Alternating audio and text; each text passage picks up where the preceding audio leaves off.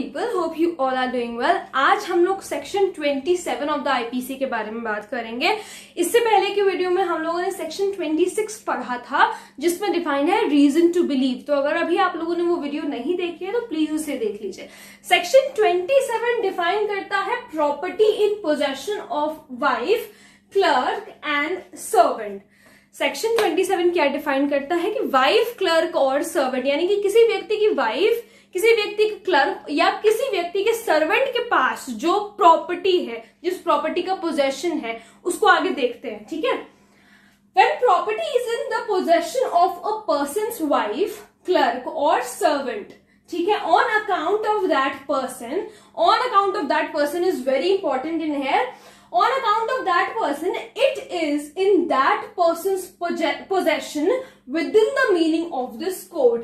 Indian penal code में ये लिखा है सेक्शन 27 में कि जो प्रॉपर्टी किसी व्यक्ति के, किसी आदमी के वाइफ के पास या क्लर्क के पास या फिर सर्वेंट के पास है तो वो प्रॉपर्टी उसी व्यक्ति की मानी जाएगी.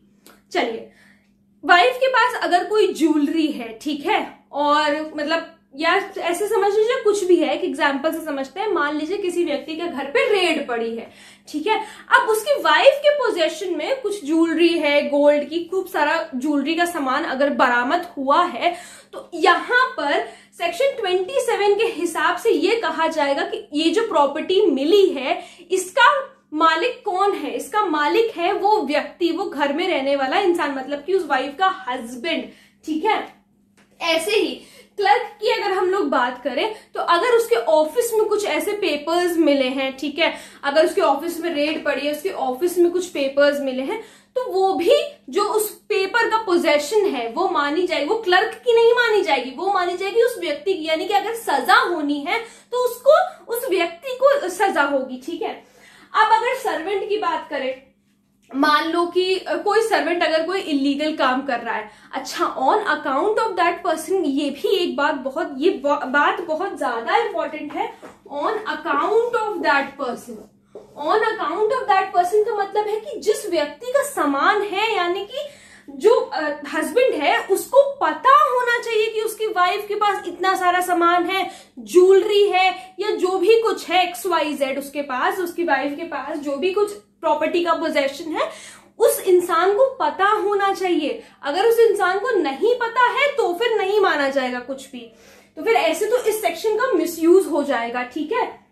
मतलब वाइफ, क्लर्क और सर्वेंट में से कोई भी मिसयूज कर सकता है. ठीक है. तो उस पर्सन को, on account of that person का मतलब ये है कि उस पर्सन को पता होना चाहिए कि ये जो प्रॉपर्टी है ये मेरी है. ठीक है, ये मैंने अपने पैसों से खरीदी, उसको पता होना चाहिए ये चीज. सर्वेंट को हम लोग किस एग्जांपल से समझ सकते हैं. मान लीजिए कि किसी व्यक्ति का ट्रांसपोर्टेशन का बिजनेस है, उसका सर्वेंट ड्राइविंग करता है. ठीक है. उसने कहा कि ये सारा सामान क्या कहते हैं, तुम कहीं पे भी ट्रांसपोर्ट कराना है, एक सिटी से दूसरी सिटी जाना है. अब रास्ते में अगर कुछ प्रॉब्लम हो जाती है, मान लो कुछ पुलिस वगैरह पकड़ लेती है, ठीक है, और उस ट्रक में क्या होता है, उस ट्रक में होता है इलीगल सामान, यानी कि आप समझ लीजिए ड्रग्स वगैरह होता है उसमें, वो लोग वो ट्रांसपोर्ट कर रहे होते हैं. तो अब इसमें जो वो व्यक्ति है वो ये नहीं कह सकता कि ये जो इस सामान का जो पोजेशन था उस वक्त वो मेरे सर्वेंट के पास था तो मैं लाइबल नहीं हूं. वो ऐसा कहकर के नहीं बच सकता. अगर वो सामान उसके सर्वेंट के पास से, उसके ड्राइवर के पास से, ट्रक के ड्राइवर के पास से बरामद हुआ है तो उससे पूछा जाएगा कि इसका मालिक कौन है और फिर पकड़ा जाएगा मालिक को. ठीक है.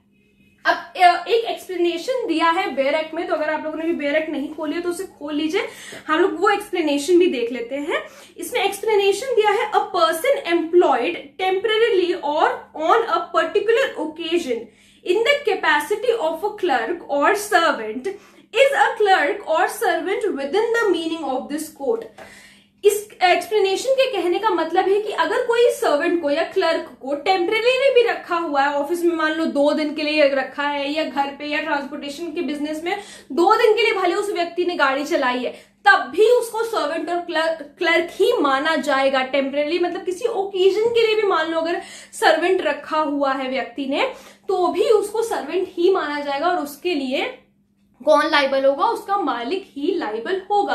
तो सेक्शन 27 हमें यही बताता है कि when property is in the possession of a persons wife, किसी के वाइफ के पोजेशन में, क्लर्क के पोजेशन में या सर्वेंट के पोजेशन में पाई जाती है, और अगर उस व्यक्ति को उस बात की नॉलेज है कि मेरी ये प्रॉपर्टी इन तीनों में से है, इन तीनों के पास है, तो वो पर्सन किसी भी इलीगल, अगर कुछ इलीगल हुआ है तो वो उसके लिए लाइबल होगा। तो आई होप आप लोगों को सेक्शन 27 समझ में आ गया होगा। अगली वीडियो में हम लोग सेक्शन 28 के बारे में बात करेंगे। अगर कोई प्रॉब्लम हो तो please let me know in the comment section, और अगर आप लोग किसी टॉपिक पे वीडियो देखना चाहते हैं तो वो भी प्लीज मुझे जरूर बताइएगा। Thank you so much.